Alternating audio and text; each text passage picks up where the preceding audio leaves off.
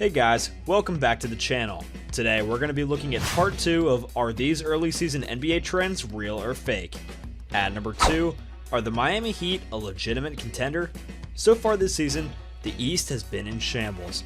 Milwaukee, the defending conference and NBA champion, has been plagued by injuries and time lost due to COVID protocols.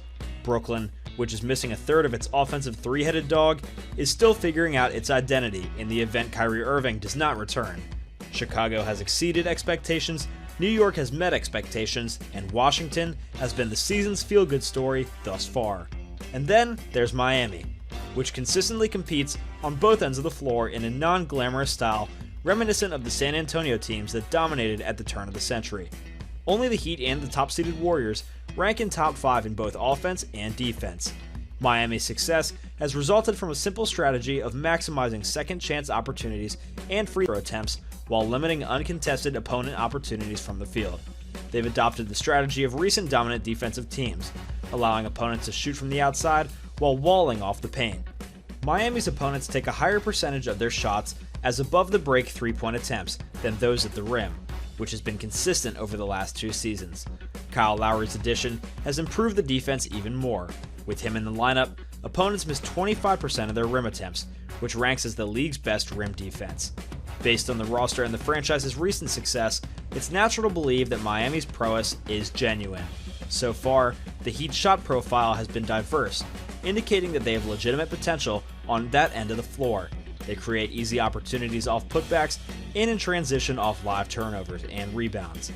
The team's core offensive players, most notably Jimmy Butler and Tyler Hero, have been among the most efficient scorers at their respective positions. Duncan Robinson and Bam Adebayo have yet to find their stride, with subpar efficiency across the board. Adebayo is shooting 70% at the rim, and Robinson 33% on three-point attempts. As a result, bench units featuring Markieff Morris and PJ Tucker in place of Robinson and Adebayo have outperformed their starting group in terms of offensive success. The Heat have enough depth to compete in a 7-game series against a top conference opponent in May. All indications point to the Heat continuing to improve and succeed as the season progresses.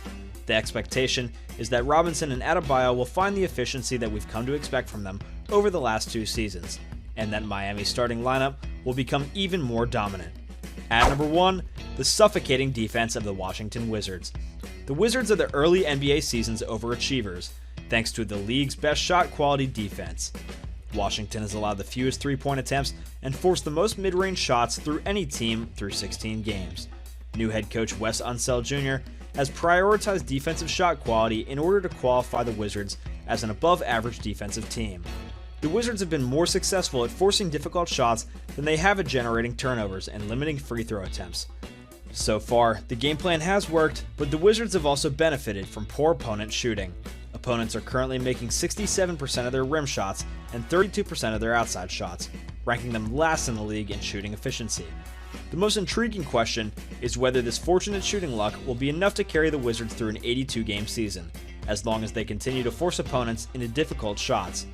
Washington's early season success is surprising, and there are signs that their defense is benefiting from opponents' poor shooting. They have, however, competed with and defeated some of the conference's top teams through sheer defensive force.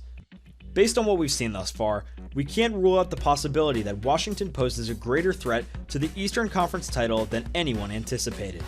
And while their defense may not be as strong as it seems, they are expected to continue to excel on that end of the floor. Well guys, thank you so much for making it to the end of the video. Be sure to smash that like button, subscribe to Top NBA, and ring that notification bell so that you never miss a video. See you all next time.